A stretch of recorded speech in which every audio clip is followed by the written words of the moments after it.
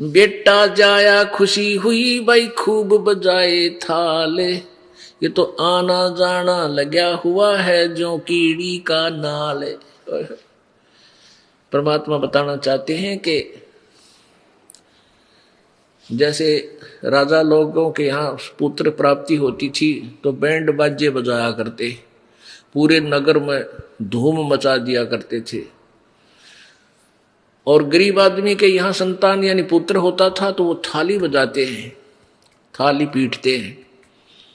तो इससे आसपास पड़ोस में ये हो जाता है कि उनके बालक होने वाला था पुत्र वधू का, और लड़का हुआ है क्योंकि थाली बज रही है।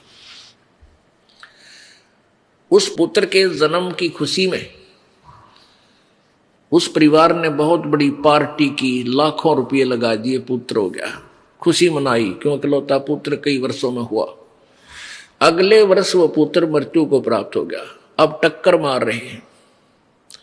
अब परमात्मा कहते हैं झूठे सुख को सुख है ये मान रहा मनमोद, ये सकल चबीना काल का कुछ मुख में कुछ गोद।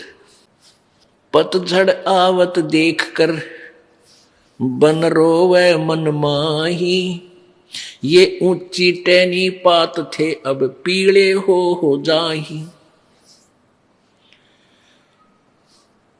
जैसे अब बसंत ऋतु आ गई है, पतझड़, अब जो एक वर्ष तक जो पत्ते पीपल के पेड़ पर थे वो अभी तक फड़फड़ा फड़फड़ा कर हवा के झोंकों से मस्ती मार रहे थे, और अब वो टूट टूट कर पीले होकर टूट के जमीन पर गिर रहे हैं, और कोई गंदे नाले में जाके गल रहा है, कोई पशुओं के पैरों के नीचे कट रहा है।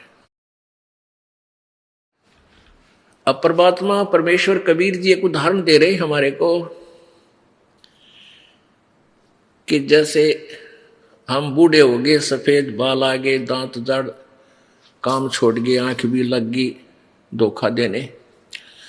अब हमारे को संकेत हो गया, बिगुल बज गया कि तैयार हो ले भी यहां से चालन का। अब बूढ़ों की टिकट कट जाएगी, छोटे छोटे पोते बेटे पोते हो जाएंगे, और 10 20 50 वर्ष में उनकी फिर यही गति हो जाएगी।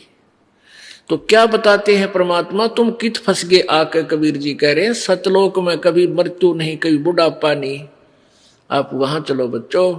और बहुत आसान तरीका है, बहुत ही आसान विधि भक्ति है। जैसे परमात्मा ने बताया कि मैं एक दुल्हे का काम करता हूं, कपड़ा बनता हूं, और मेरे से गरीब कोई नहीं, और मैं भी परमात्मा पाऊंगा।